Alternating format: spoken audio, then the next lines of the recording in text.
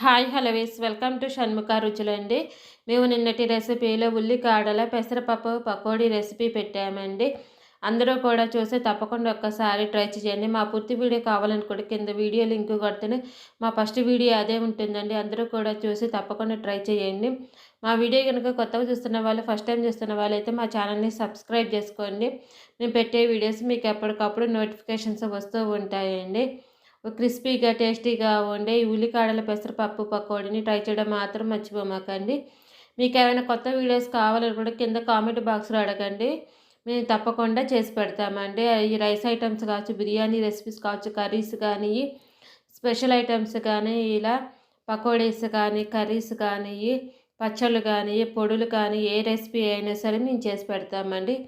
ఎంతో టేస్టీగా ఉండి ఉల్లికాడల పెసరపప్పు పకోడీ మీకు నచ్చినట్టయితే మా వీడియోని తప్పకుండా లైక్ చేయండి, షేర్ చేయండి, సబ్స్క్రైబ్ చేసుకోండి. ప్లీజ్ సబ్స్క్రైబ్ అండ్ లైక్ చేయండి. Thank you for watching.